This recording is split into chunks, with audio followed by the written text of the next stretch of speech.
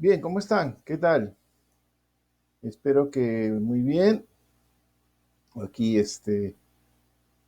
bueno, entramos a la clase número 4 del Estado peruano, la nueva gestión pública y el planeamiento estratégico.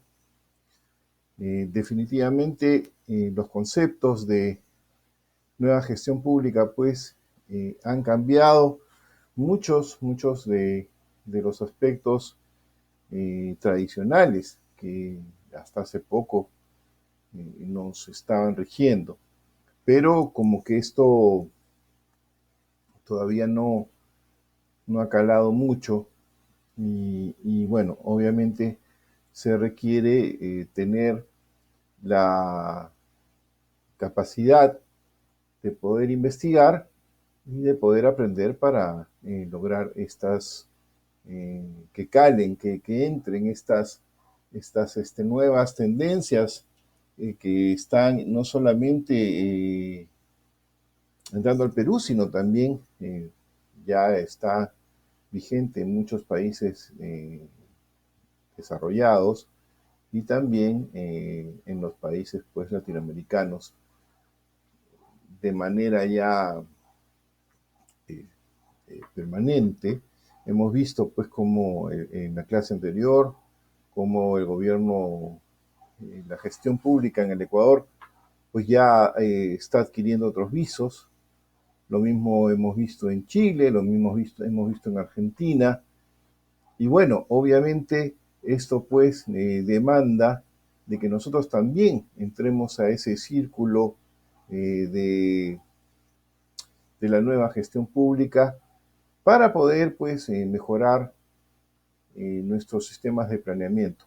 En esta etapa de esta clase tengo que mencionarles de que estamos en la parte de la prospección, que significa pues predecir los diferentes escenarios que se nos pueden dar. Y de acuerdo a esos escenarios, pues programar o ver o planificar las diferentes acciones que podamos tener en base a los escenarios probables que nosotros vendremos a examinar. ¿Ok? Entonces, sin más preámbulo, vamos a entrar a la clase y comenzamos pues con la definición de la población objetivo. En primer lugar, vamos a definir productos y usuarios. Y la pregunta es, ¿qué hacemos y para quiénes lo hacemos? Entonces, el producto final es el bien o servicio que la institución proporciona al usuario externo. Nosotros tenemos que definir claramente en el área donde estamos, en el lugar donde estamos trabajando, tenemos que ver y definir cuáles son los productos y servicios que nosotros damos y quiénes son pues nuestros usuarios, nuestros clientes, nuestros beneficiarios. ¿Okay? Y la característica principal del producto es que la entidad es responsable de su generación y provisión. Por supuesto, sea que hagas compras o sea que des un servicio a través de diferentes eh, situaciones, pues definitivamente pues somos nosotros quienes proporcionamos esa, esa generación de ese producto, ese servicio. Entonces, ya sea vacunar, ya sea capacitar, ya sea repartir caliwarma o también dar un servicio de seguridad ciudadana, pues somos nosotros quienes sabemos y quienes conocemos cuál es el producto o servicio que damos. Y también, obviamente, tenemos que conocer quiénes van a ser nuestros usuarios, nuestros clientes. En el presupuesto por programas, un producto final es la categoría principal para la asignación de recursos. Eso significa que si yo voy a ver los recursos necesarios para poder hacer de que ese desayuno llegue a mis beneficiarios, tengo que ver todos los recursos que yo tengo que utilizar para ver qué, cuál va a ser el recojo de residuos sólidos que yo puedo hacer y obviamente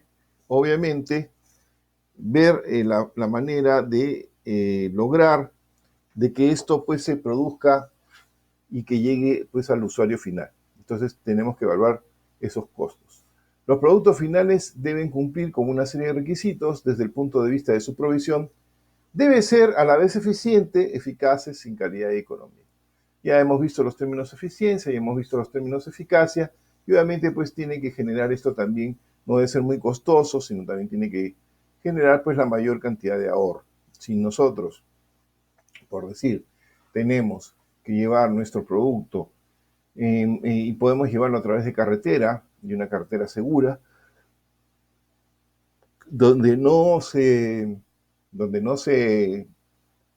corra riesgo, peligro de vidas, pues definitivamente lo que tenemos que hacer es ir en carretera, pues si no ir en helicóptero, ¿no? El helicóptero nos sale mucho más caro. ¿Okay? Muy bien.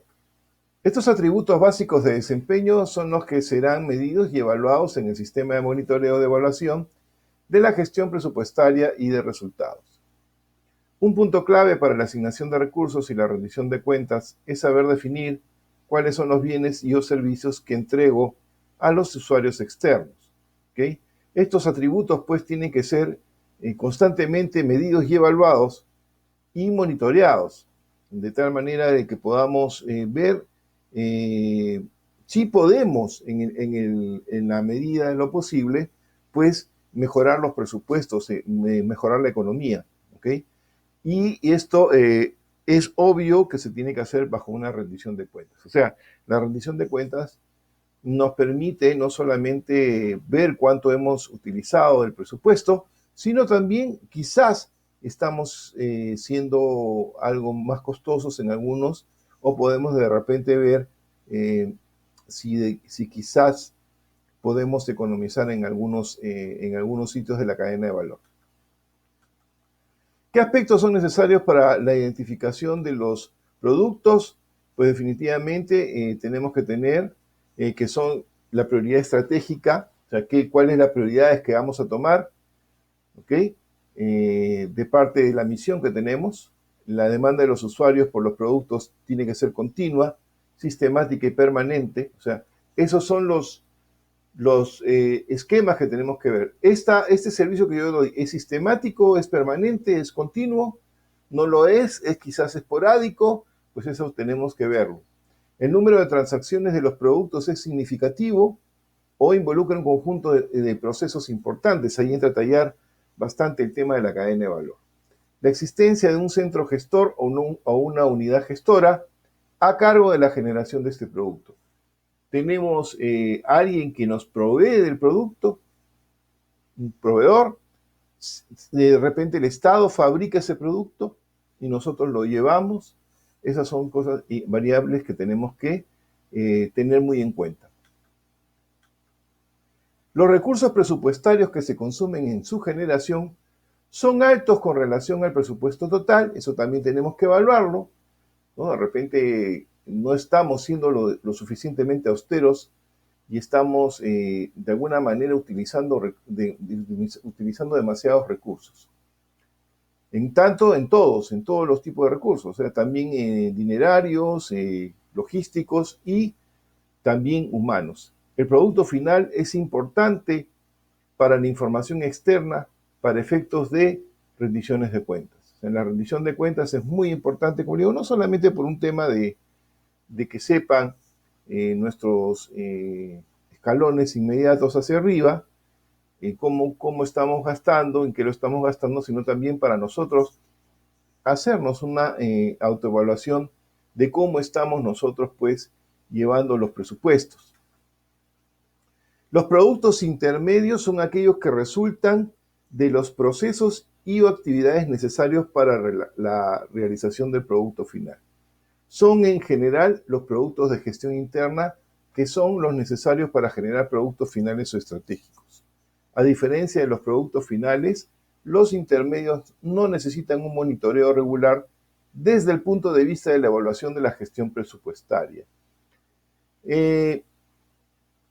puede que sea parte del el producto que resulte de los procesos o actividades. O sea, el producto final es, por decir, la entrega de desayunos, ¿ok?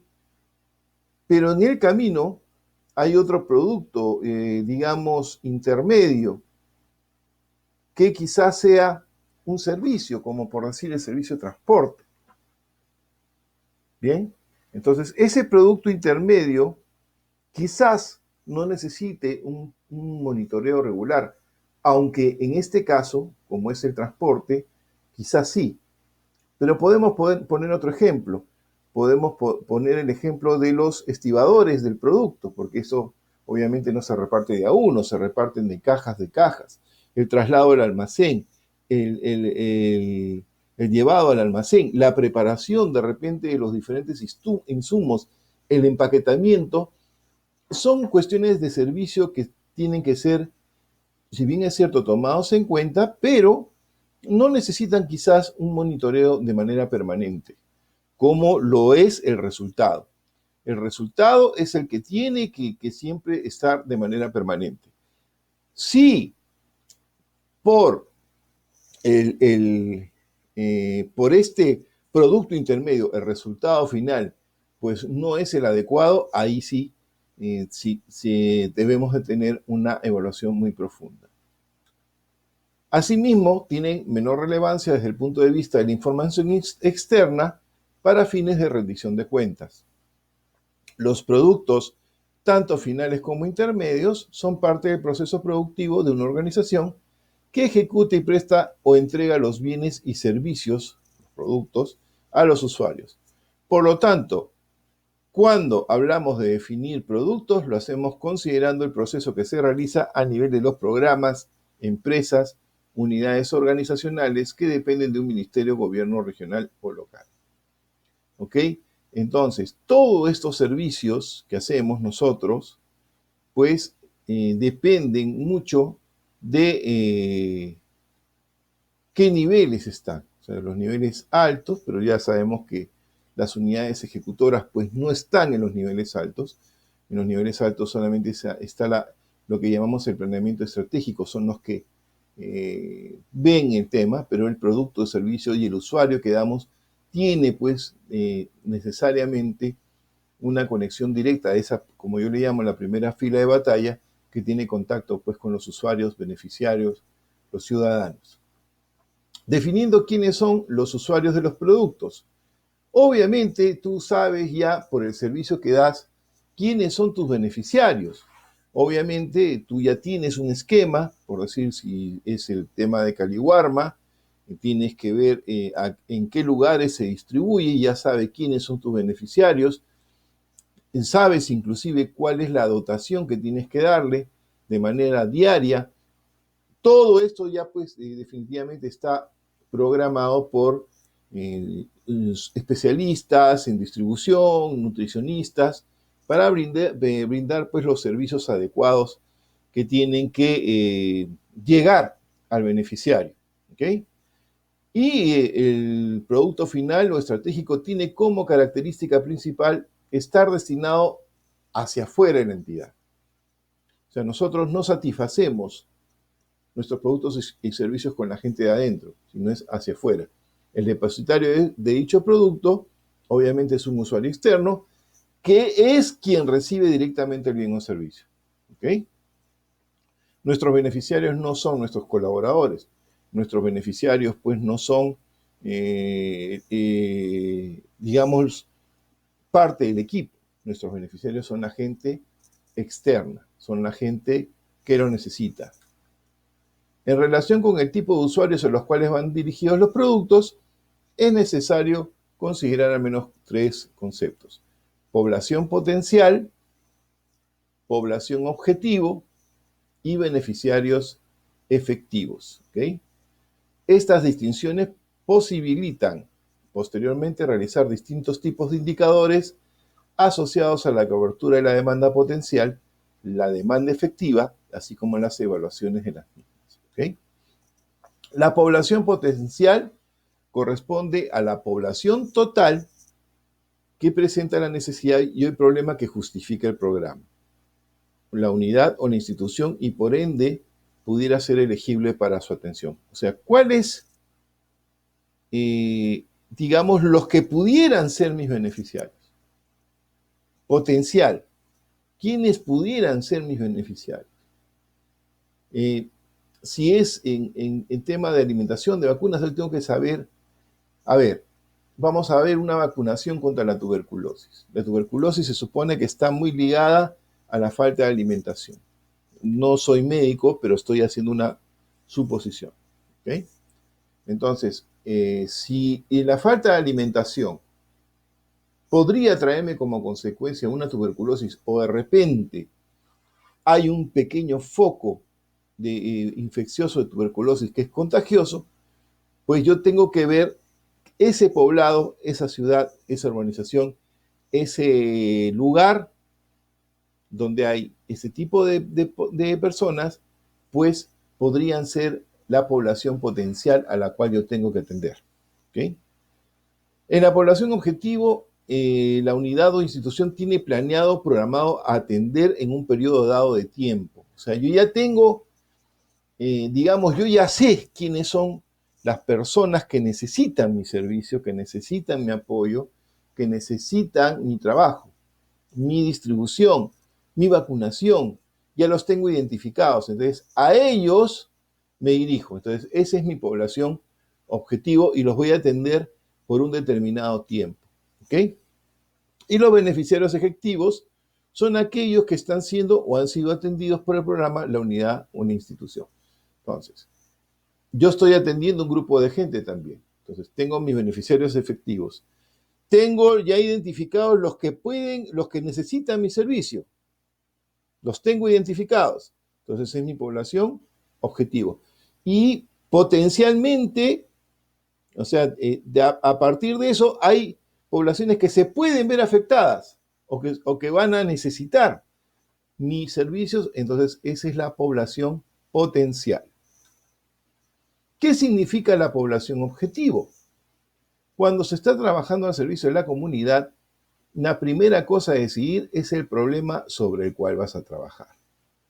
Sea que trabajes con niños o que trates de crear un vecindario seguro, distribuir productos, participar en programas sociales, o sea cual fuera tu labor, esa es la razón por la cual tú estás ahí. ¿Ok? Y acá estoy haciendo una generalización en suposiciones, en metáforas, digamos, no en suposiciones, para ver cuál sería tu población objetivo. Entonces vamos a suponer que creas un vecindario seguro a través de las juntas vecinales, por decir si eres una municipalidad, distribuir productos como el vaso de leche, como Caliwarma, como otros programas, participar en programas sociales, ¿no? O cualquiera sea tu labor, vacunación, capacitación, transmisión de información, etcétera, pues eso te va a hacer decidir, de acuerdo a tu labor, cuál es el problema que vas a atender. ¿Quiénes son las personas que experimentan el problema y que por lo tanto son parte de la solución? Y acá vamos a entrar con algunos términos nuevos. Acá estamos viendo la población objetivo. Las personas que constituyen tu población objetivo pueden caer en dos categorías. Aquellas que experimentan el problema directamente o que están en situación de riesgo, lo que dije hace un momento. Aquellas que contribuyen con el problema a través de sus acciones o de la ausencia de ellas. Miren, vamos a suponer que tú estás trabajando en un programa de drogas, de prevención de las drogas, ¿ok? Entonces, ¿cuáles son tu población objetivo? Aquellas que experimentan el problema directamente o que están en situación de riesgo. Los jóvenes en riesgo, que no tienen trabajo, que están desempleados. El 17% de la población juvenil está desempleada en nuestro país. Ojo, entonces son 17% que tienen un pequeño factor de poder estar en riesgo de caer en drogas por los temas netamente emocionales. ¿Ok? Y aquellas que contribuyen con el problema a través de sus acciones o de la ausencia de ellas. A través de sus acciones, ¿quiénes son? Quienes contribuyen con con la venta de los vendedores de drogas, las personas que sí consumen drogas, ¿no? Ellos son también una población objetivo, o sea, los que están en riesgo y los que ya son parte de, ¿ok? Un ejemplo, y acá tengo un ejemplo. Decidir cuál es la población de riesgo es usualmente fácil si estás tratando de incrementar la inmunización en los barrios de niños menores de 2 años, por ejemplo. Esos niños y sus padres, cuidadores y proveedor de salud pueden ser la población objetivo.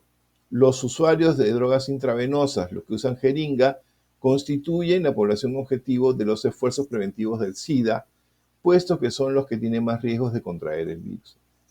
Ahí tienes un ejemplo. Algunas veces, sin embargo, la gente de riesgo no es tu población objetivo. Es el primer ejemplo debido a la edad en la que se aplican las inmunizaciones. La gente de riesgo no es aquella cuya conducta tú estás tratando de cambiar. Los niños menores de 2 años no pueden inmunizarse. Es una población que tú no puedes tocar, pero que sí corren el riesgo por las mismas jeringas. Me estoy refiriendo al mismo ejemplo anterior.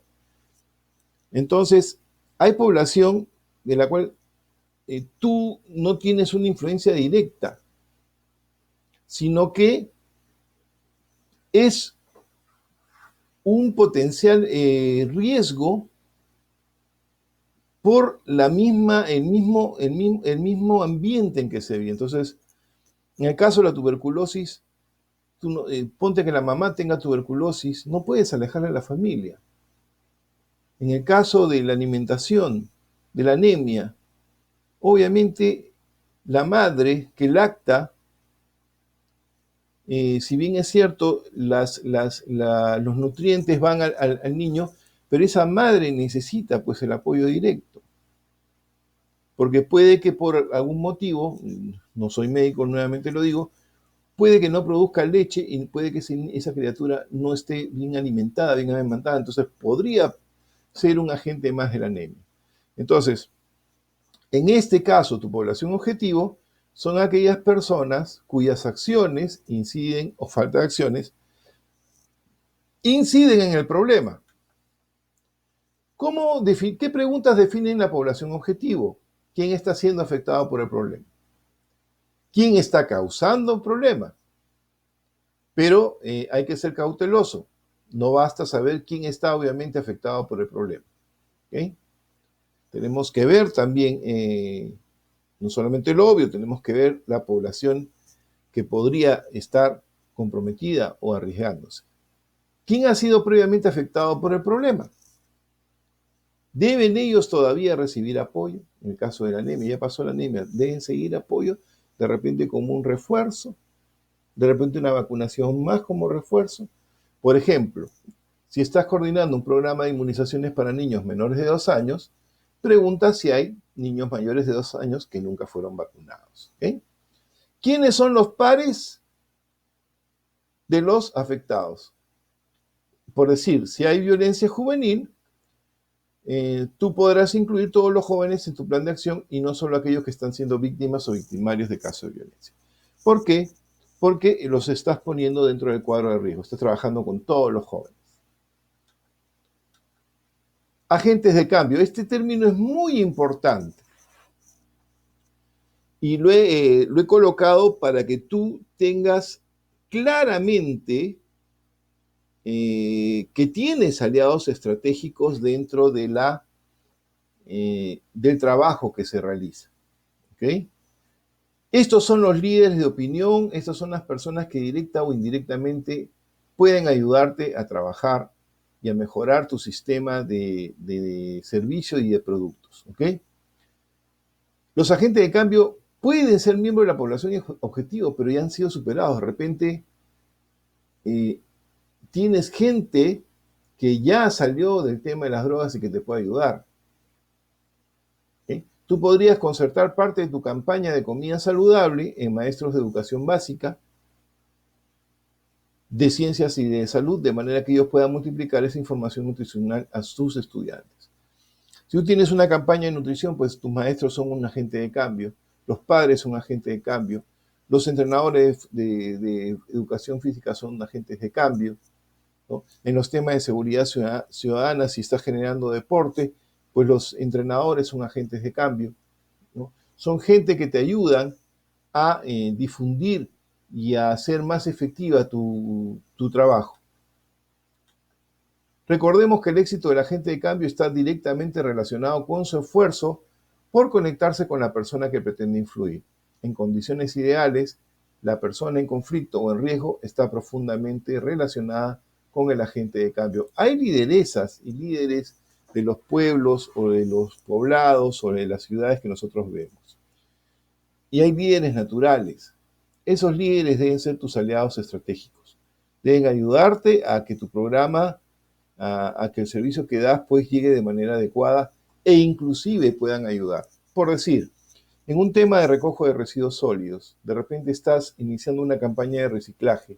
¿Cómo lo haces? A través, obviamente, como esto es de la municipalidad, obviamente lo trabajas con los entes de participación ciudadana, participación vecinal o quien haga sus veces. Pero tienes que recurrir a las juntas vecinales para que ellas te puedan ayudar también al reciclaje. Entonces, buscas a los líderes que te puedan ayudar a establecer los sistemas de reciclaje competentes para que puedas lograr la concientización de la ciudad frente a este problema.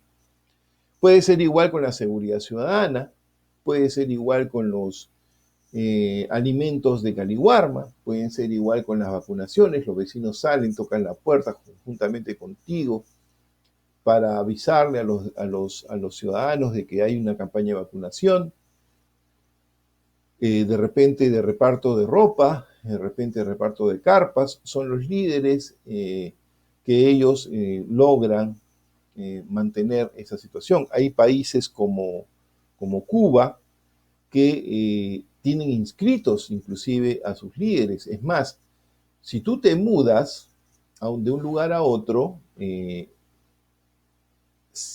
sacan del cuaderno de donde hay una suerte de relación por zonas, te sacan de esa relación y en la zona que estás entrando te ponen en la relación de tal manera que saben dónde estás. Y a la vez, en esos cuadros, en esos cuadernos, en esa información, en esa data, tienen también los nombres de las personas pues, que son agentes de cambio dentro de esa comunidad. Y eso lo debes tener muy identificado porque te ahorra mucho esfuerzo. Por eso es que he puesto yo este término acá. Este término agente de cambio no está en los parámetros ni en los patrones de la búsqueda que yo he hecho. Entonces, es importante considerarlos porque un agente de cambio te puede ayudar muchísimo, muchísimo a lograr tus objetivos. Son aliados estratégicos tuyos, ubícalos, reconócelos, conversa con ellos, hazle entender la importancia de su trabajo, o de su ayuda en este caso, ¿no? ¿Qué pueden hacer los agentes de cambio? En primer lugar, establecerán una relación estrecha con la persona más afectada. Si el agente de cambio es percibido como una persona creíble, auténtica y generosa, es muy probable que los otros puedan confiar en ella y escuchar sus consejos.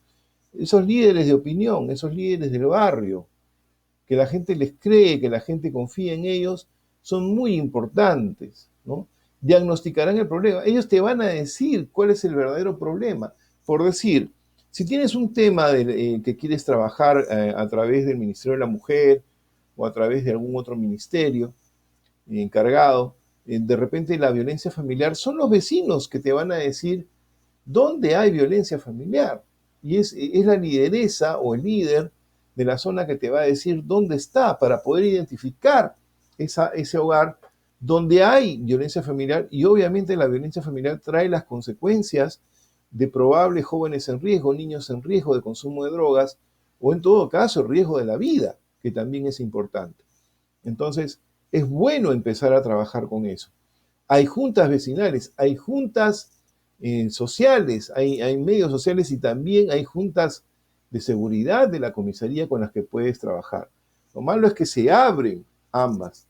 Existe una junta de seguridad ciudadana de las comisarías Existe una junta vecinal de las municipalidades, pero estas no comulgan, estas se abren, parece que fueran partidos políticos, se abren totalmente y no creen ni piensan en ayudarse el uno al otro, y eso no está bien. Ambos son muy importantes. Hay que establecer, mientras más agentes de cambio tengas, pues más fácil va a ser la labor que vas a realizar. Convencerán a la persona sobre la necesidad y la posibilidad de cambiar su conducta y por qué su conducta es un problema, qué alternativas tiene, qué cosas puede realmente cambiar. Una persona de apoyo podrá convencer a la otra persona de la importancia de la escuela y de las oportunidades que se le abren si finaliza sus estudios y aún más convencerla que está plenamente capacitada para obtener su título. Este es en el caso de un tema de educación. ¿Okay? Para que los jóvenes no abandonen sus escuelas, para que los jóvenes no abandonen sus colegios, pues los agentes de cambio también entran a tallar. Y esto es para ti, amigo que trabajas en el Minedu y que de repente estás haciendo esa labor evangelista de tratar de que los chicos pues vuelvan a reír y que no falten al colegio. Ese es algo muy importante que hay que tomar en cuenta. Ayudarán a que los cambios pasen.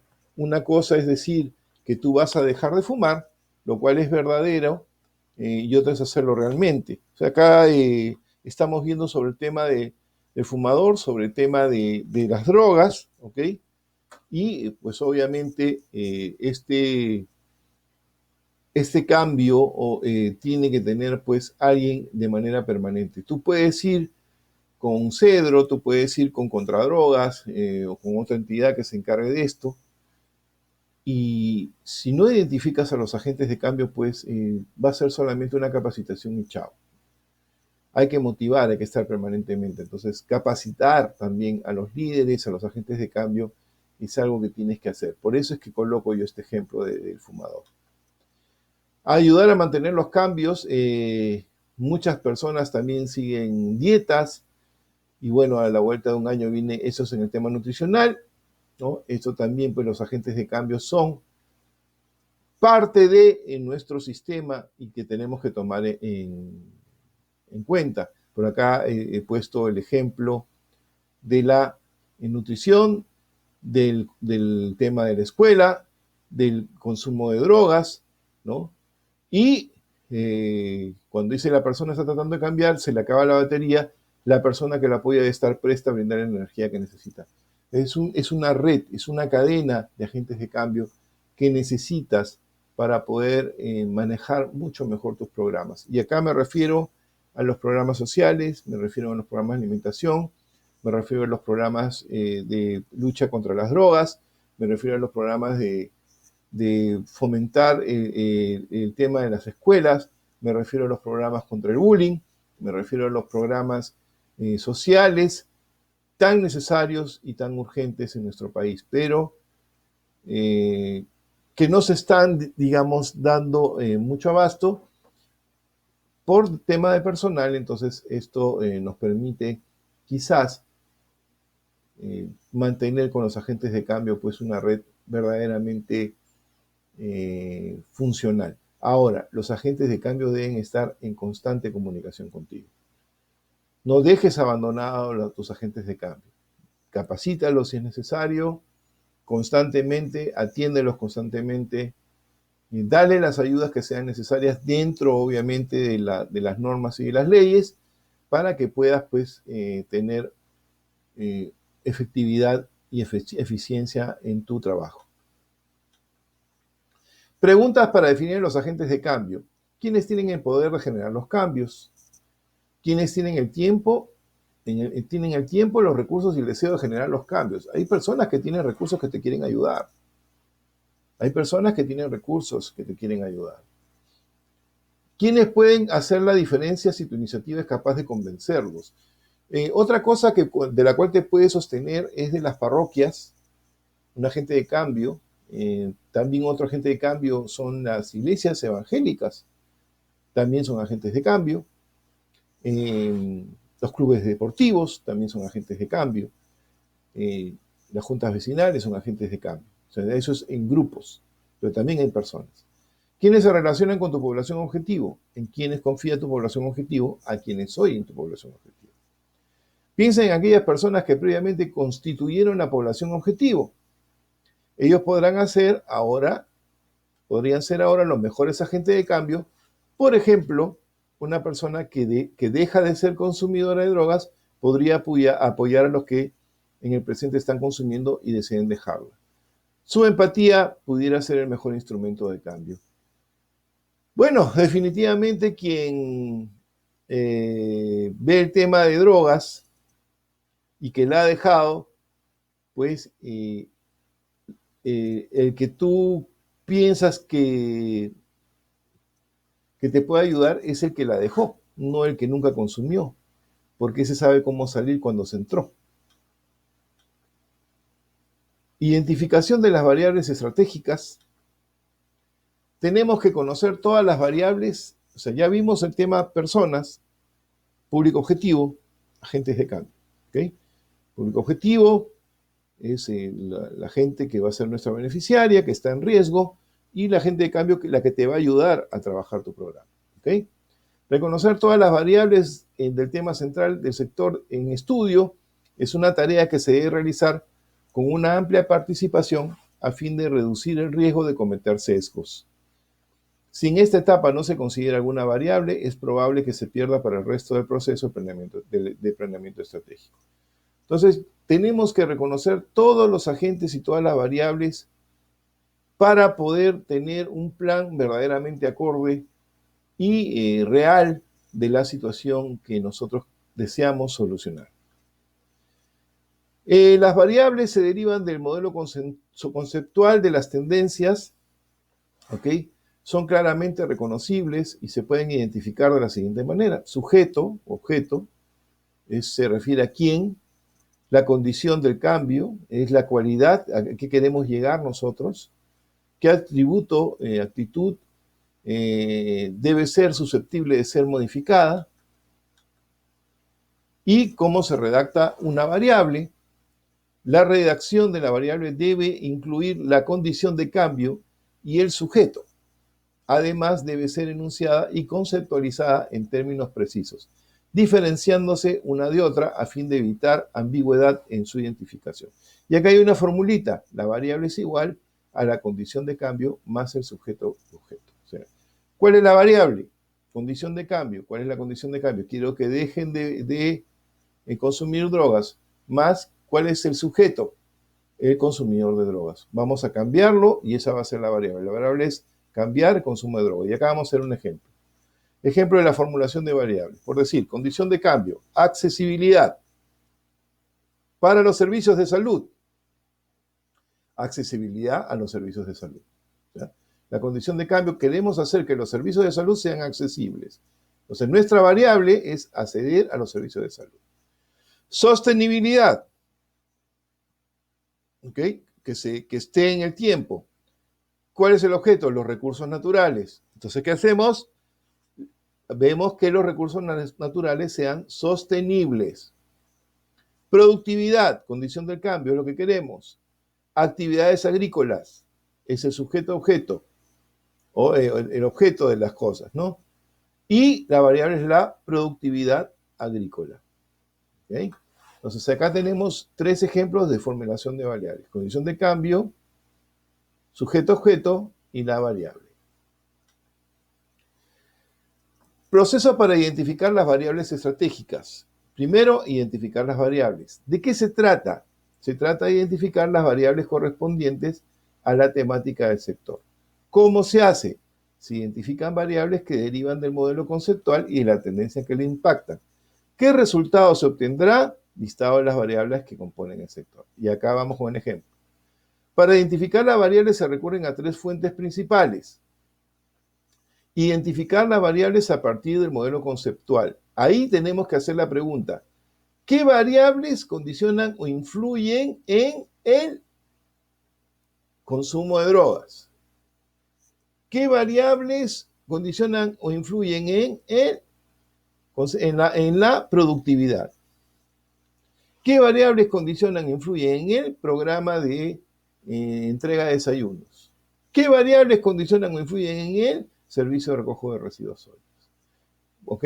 La pregunta debe ir respondiendo primero de forma libre para luego poco a poco ir concretando propuestas de variables. En un principio no se debe eliminar ninguna idea ni limitar la participación al tratar de clasificar las variables para que se ajusten a los componentes. ¿Ok? Ejemplo, si uno de los componentes es infraestructura y logística y se plantea la pregunta, ¿qué variables condicionan o influyen a la infraestructura logística? Podría ser los niveles de inversión, densidad de flujo de transporte o tiempo de llegada a un puerto o mercado. Y acá lo podemos ver, por decir, con repartos de productos, de desayunos, por decir. ¿Qué variables condicionan la infraestructura logística? Y acá tenemos que ver cuánto se va a gastar de presupuesto. ¿El transporte es el adecuado o no es el adecuado? ¿Demora o no demora? ¿Ok? Algunas fuentes de las que se puede extraer variables son el Plan Estratégico de Desarrollo Nacional, los planes estratégicos, que ya los conocemos, las fuentes internacionales, las variables utilizadas por otros gobiernos para sus procesos de planeamiento estratégico, presupuesto, gestión de resultados. Miren, entramos al plan estratégico comparado, lo que hacíamos ayer con Ecuador. Entonces, comparamos planeamientos estratégicos de repente de personas o de países que ya superaron el tema que nosotros estamos tratando de mejorar o de superar.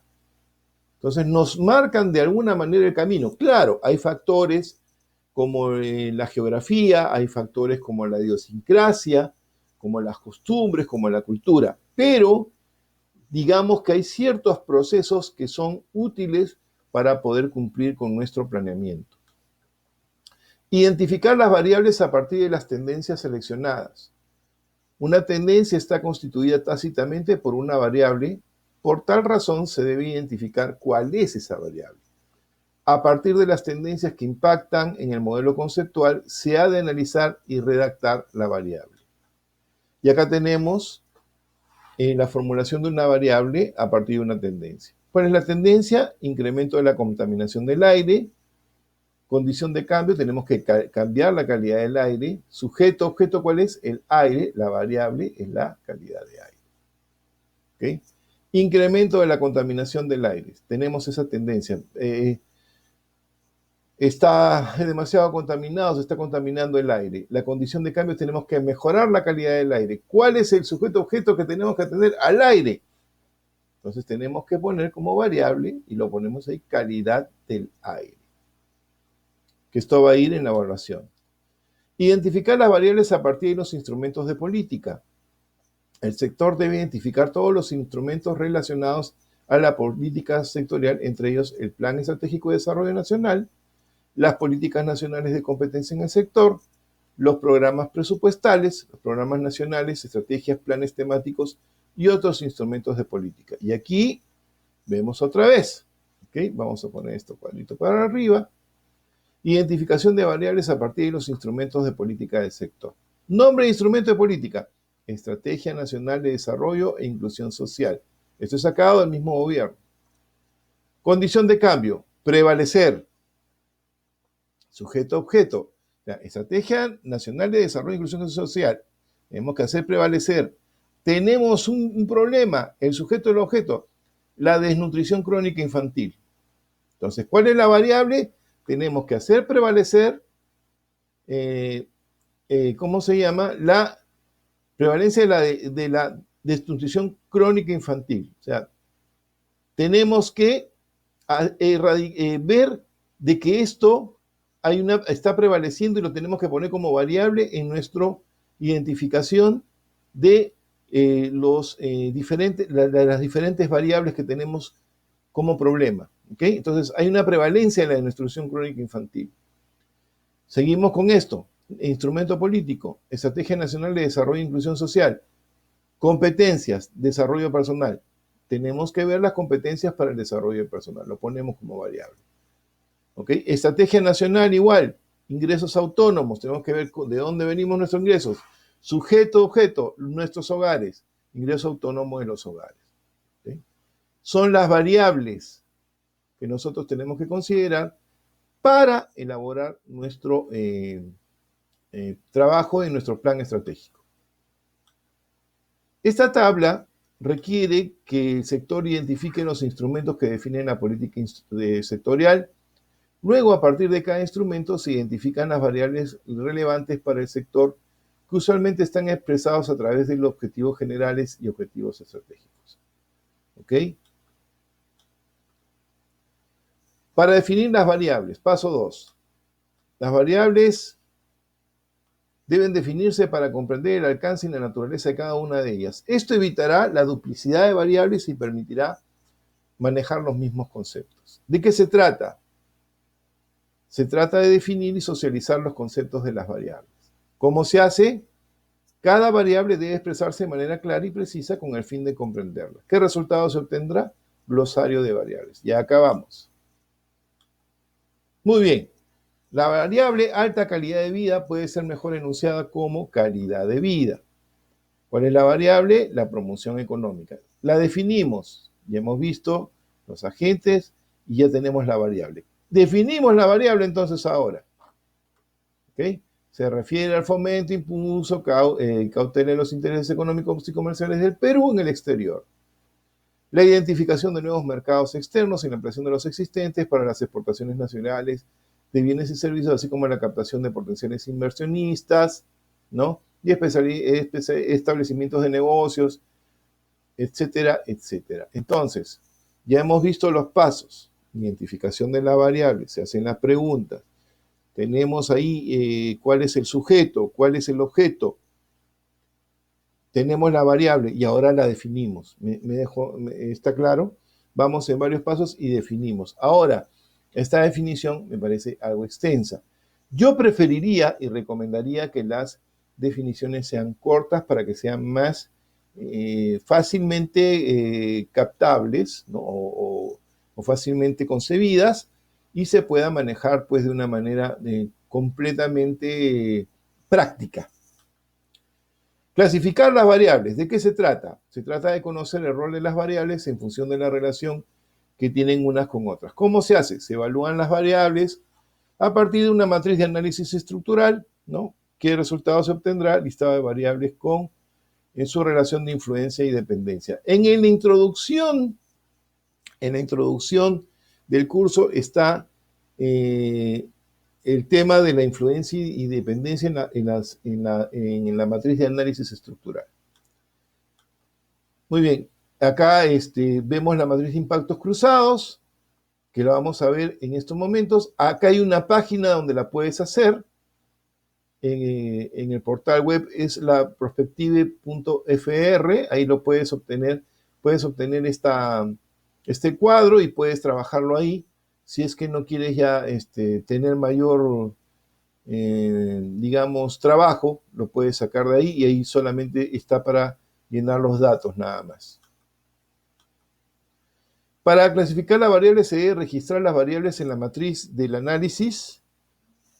La matriz del análisis estructural, esta es una matriz de doble eje horizontal y vertical que lo hemos visto en la parte de introducción. ¿Okay? En la parte de introducción los puedes ver, te lo he hecho muy cortito porque en realidad en los cuadros, en los cuadros que hay dentro de estos planes están muchas variables y pueden generar una confusión. Entonces, te recomiendo que vayas al inicio, que vayas a digamos, a la introducción del curso, ahí está la matriz, y ahí puedes hacerlo uno por uno, y luego hacer tu cuadro. O sea, por decirte, tienes una variable, está en el eje que tiene que estar, de acuerdo a lo que hemos aprendido, lo pones ahí. Luego haces otro, y luego haces otro, hasta que ya le agarres la costumbre y ya lo puedas tener en varios puntos, en varios cuadrantes, y puedas verlo de mejor manera. Si yo te pongo en estos momentos todo eso, pues es muy probable que se cree una confusión y eso es lo que menos quiero, porque lo que nosotros queremos aquí en ENAGEP es que tú veas las cosas de una manera mucho más sencilla y pueda ser pues aplicable. ¿Ok? Acá tenemos parte de la matriz, ¿no?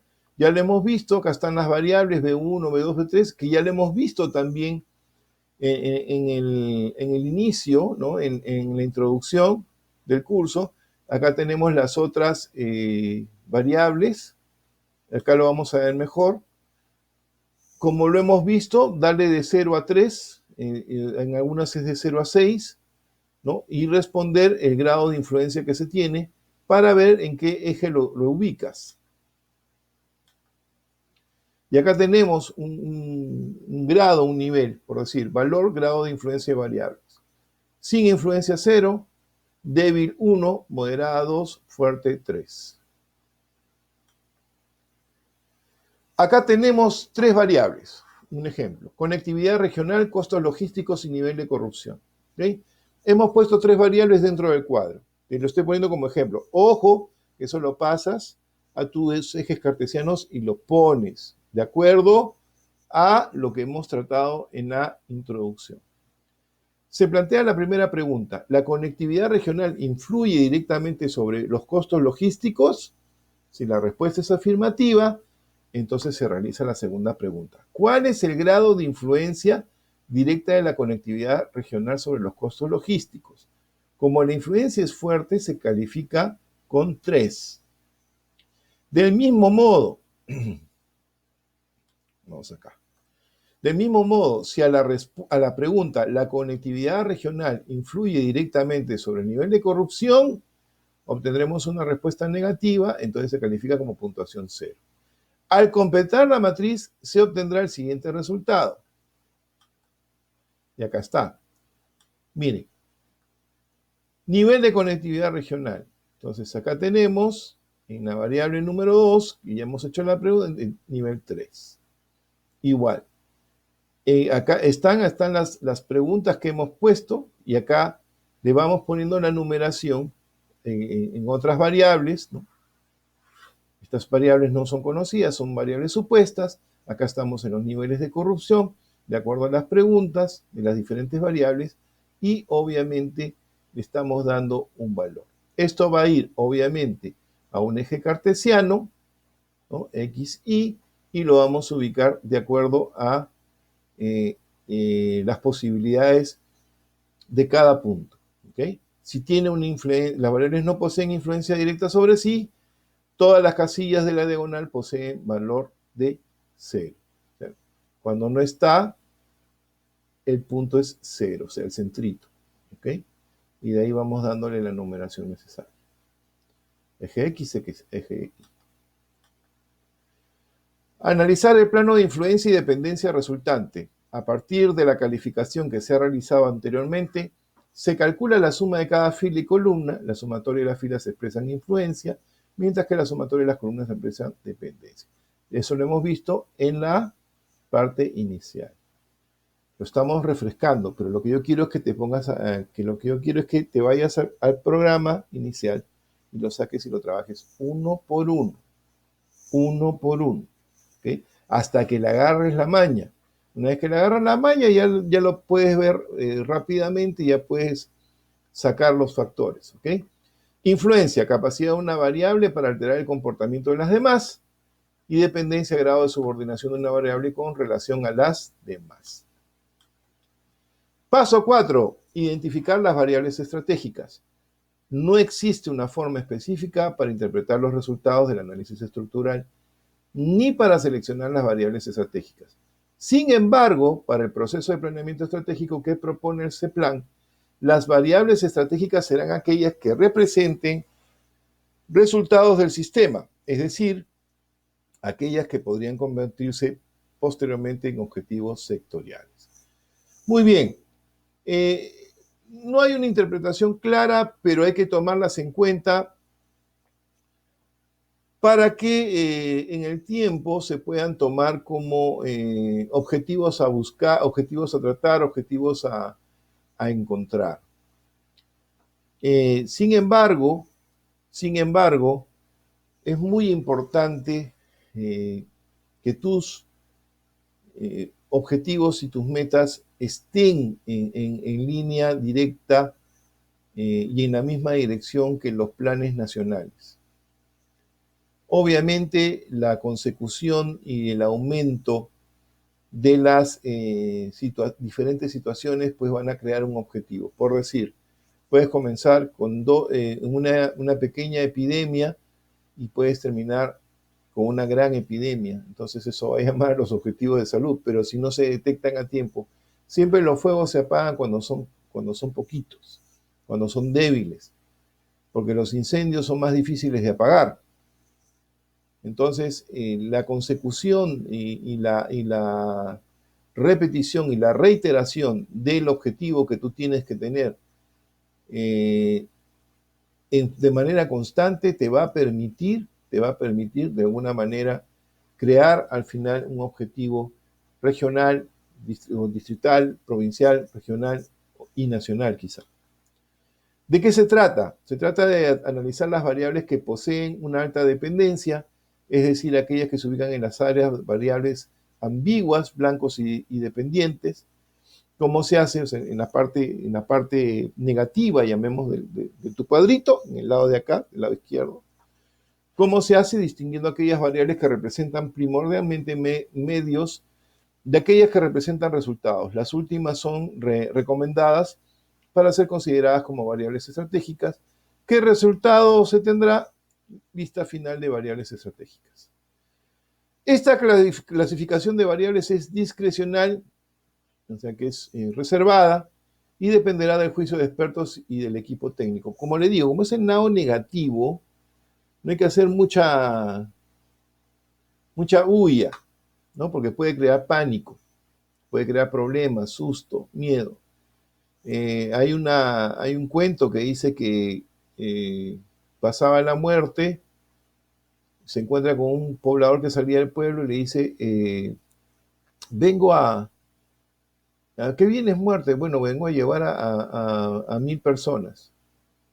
Ucha, qué pena. Entonces se va y regresando al pueblo se vuelve a encontrar con la muerte que salía del pueblo y le dice, muerte, ¿te llevaste a los 1000? No, me llevé 10.000.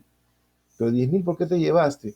Porque 1000 fueron los que estaban verdaderamente enfermos y los otros 9.000 se enfermaron del puro miedo y del puro pánico. O sea, influyó en los demás, ¿no? La definición de la lista final de variables estratégicas, por ser la columna vertebral del resto del proceso de planeamiento estratégico, debe realizarse con la participación de los principales actores del sistema. O sea, ya estos son a niveles ya elevados, técnicos, ¿no? La comisión de planeamiento debe validar la lista de variables estratégicas. Cabe mencionar que a pesar que solo un grupo de las variables se seleccionan como estratégicas, todas tienen un rol en el sistema, lo cual se evidenciará durante la construcción de los escenarios. Muy bien, querido amigo, amiga que me ves, hemos visto el día de hoy público objetivo y hemos visto también cómo este público objetivo, agentes de cambio y las formas en que hemos estado ubicando y describiendo las diferentes variables nos permiten pues encontrar, digamos, los aspectos necesarios para ver lo que vamos a ver la próxima clase, que son los diferentes escenarios que se podrían presentar dependiendo de estas variables que nosotros manejamos. Entonces, te recomiendo que vayas, como te digo, a la introducción, veas los cuadros que te he enseñado, mostrado, y de acuerdo a eso comenzar a trabajar lo que son tus variables para que en la próxima clase puedas ya, en base a eso, determinar los diferentes escenarios que se te pueden presentar. Porque la idea es visualizar o predecir, por eso esta fase se llama predictibilidad, es ver cuáles son los escenarios que se te podrían presentar y cómo podrías trabajar. O sea, estamos hablando de posibilidades, que pueden darse en cualquier momento. Te deseo lo mejor como siempre, que tengas un lindo día y como siempre agradezco tus comentarios y te deseo lo mejor de lo mejor. Nos vemos. Chao.